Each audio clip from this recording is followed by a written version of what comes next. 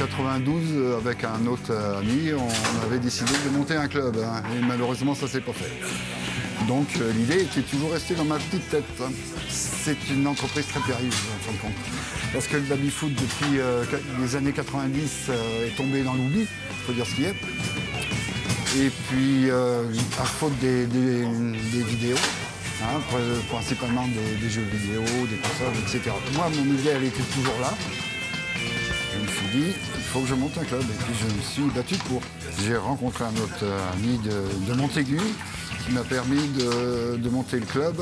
Et on a débuté le 12 juillet 2012. On a commencé, on était 3 personnes.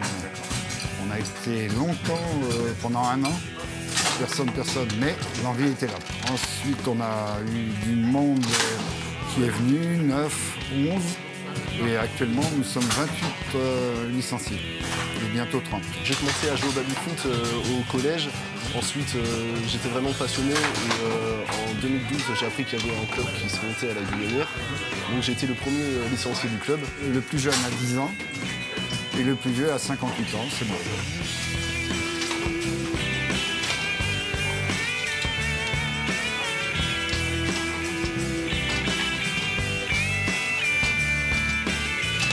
Et avant tout, rencontrer d'autres personnes et partager la même passion. Moi, je suis agriculteur, je suis sur la région de La Rochelle.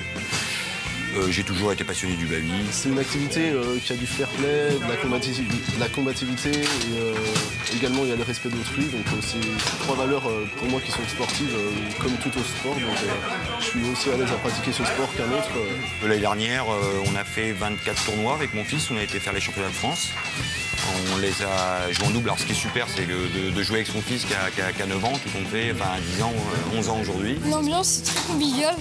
Dès qu'on est rentré dedans, on riait, on a rigolé, on a fait des tournois, on a rigolé. Enfin, j'adorais ça. J'adore cette ambiance parce que moi, on me prend pas comme un enfant, mais on me prend comme quelqu'un qui joue, un joueur. Le fait d'être dans un club de baby-foot, ça permet de rencontrer des gens de l'extérieur.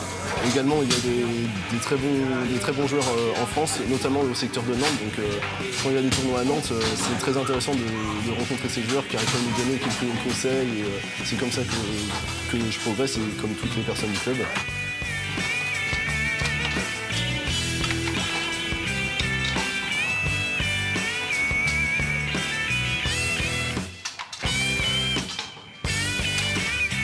La convivialité du baby, c'est vrai que du baby, il y en a beaucoup en France. Vous pouvez en avoir sur des entreprises, des bars, des cafés. On joue ça entre amis, on joue ça, c'est intergénérationnel, on joue avec des enfants. Bon.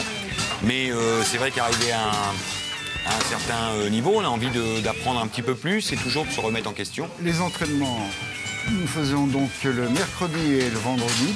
On a beaucoup de choses à se perfectionner. Tout d'abord, le placement des joueurs, les poignées, c'est très important, le placement des joueurs. Ensuite, nous allons dire les combinaisons, hein, la façon de jouer. Mais il faut savoir que personne a la même façon de jouer qu'une autre personne. C'est vraiment un mental, là. Sur le mental que ça joue énormément.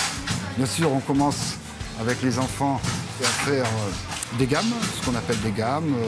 Savoir remettre les barres pour commencer, ensuite des passages au demi, après passage à l'avant, après feinte rapide, feinte lente, etc., etc.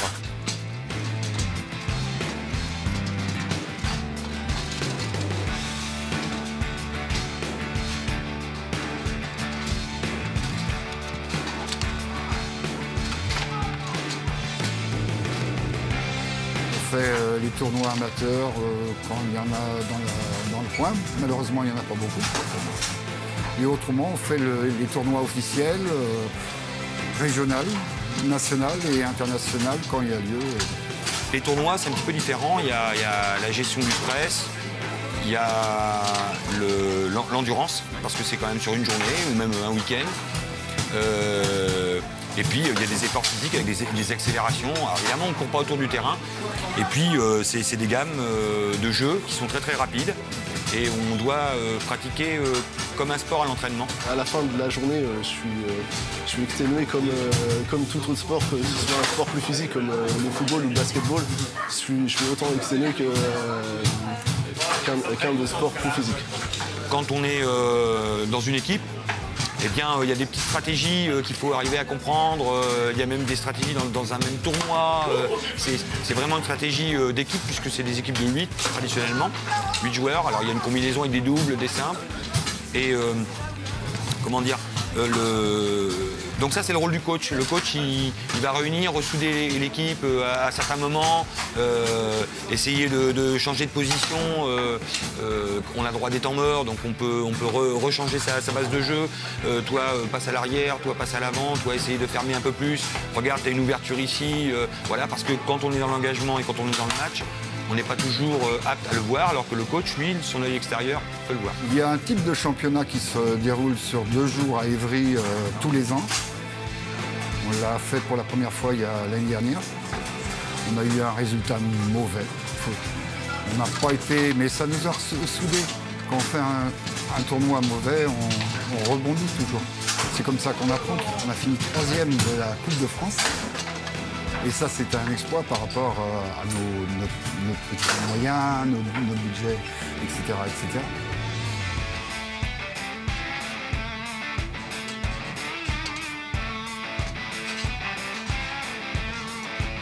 En Vendée, on n'a qu'un seul club et on organise quand même 2 tournois dans l'année. Hein. Donc on est obligé quand même de se déplacer à Nantes, Angers, Rennes, etc., etc. Bien sûr, on a toujours un des petits objectifs d'aller le plus loin possible dans les compétitions. Ça, c'est l'ordre sportif, en fin de compte. Mais nous, ce qu'on souhaite énormément, c'est de rencontrer du monde qui viennent, qui se sentent à l'aise chez nous et qui partagent une bonne soirée entre nous.